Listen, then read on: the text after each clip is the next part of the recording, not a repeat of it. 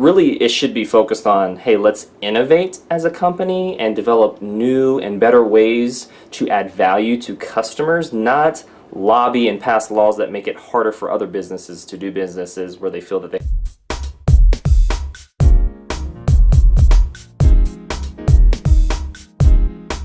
Hey, it's Lance McGowan here, and today I'm going to talk about the Turo promo code and what Enterprise does not want you to know. That's right, Enterprise Rental Car doesn't want you to know these facts, okay? So I'm going to reveal them, but before I do that, I want to let you know that the way to save $25 off your first trip with Turo is in the description and the link below, so make sure to check that out. Alright, without further ado, let's talk about what Enterprise doesn't want you to know. And they don't want you to know, number one, that you can save up to 30 to 35% off traditional agencies, such as Enterprise, Avis, Hertz, Budget, all those by choosing Turo, and it's because Turo doesn't have the overhead or staffing costs. It's a peer-to-peer marketplace where basically, you know, think of Uber, Lyft, Airbnb, like that, but basically for cars that you get to drive, and it's the exact cars that you want. Alright, so you get the savings right there. There's convenient delivery options. Those are really nice as well, and when I say convenient, I mean airport, hotel, your home.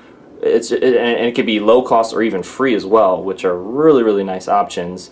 And then what's really the thing that Enterprise doesn't want you to know is, I'm going to actually read this from an article that was written to kind of give you an idea of the whole industry and what's going on. So here, this is a little excerpt of it, so I ain't going to read the whole thing. You can check out the full thing in the link in the description below. But it says, Enterprise has pursued a two-pronged legislative strategy in the U.S. backing new bills to regulate car-sharing companies and supporting amendments to existing legislation that would define startups like Turo as rental car companies.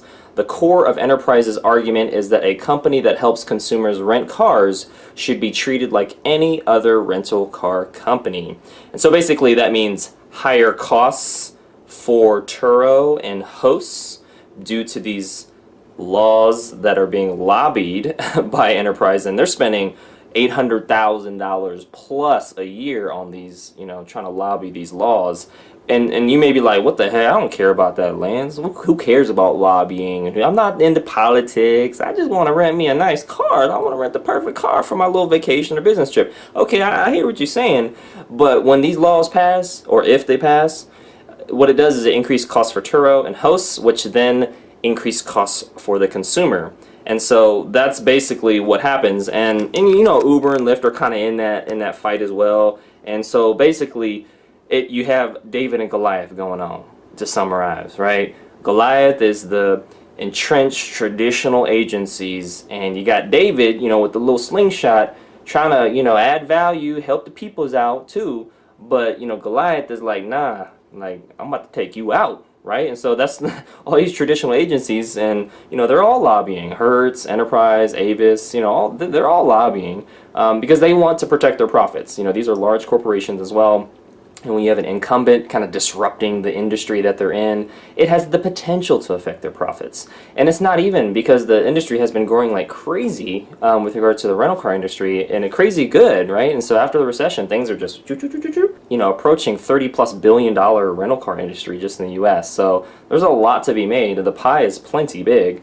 But, you know, Goliath is really hungry and he wants a lot of it. And Enterprise makes up roughly like half of the industry or more. And so it's really, truly, Enterprise is a Goliath. But anyways, that's what Enterprise doesn't want you to know. They don't want you to know that, you know, they are lobbying to basically take Turo out through higher costs.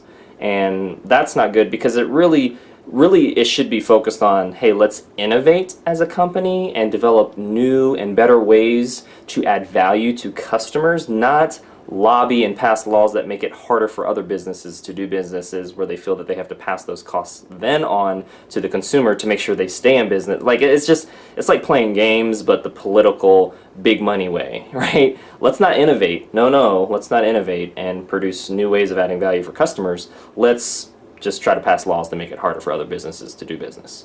And I mean, that should tell you a lot right there. But you can, come to your own conclusions. I'm just presenting the information, and you're probably, again, saying like, hey, what does this have to do with the Turo promo code? I just want to go on my first trip, save $25 off, and you can still do that. I'm just saying, this is what Enterprise doesn't want you to know, right? If you're going from Enterprise or other companies to Turo, then it's good to have a little bit of more insight and all that, right? And so that article, again, will be in the description below. You can check that out. Read that, because it's really informative, very eye-opening. Talks about other topics as well. Kind of gives you all the facts surrounding the industry and how big it is and what's going on, the kind of movers and shakers.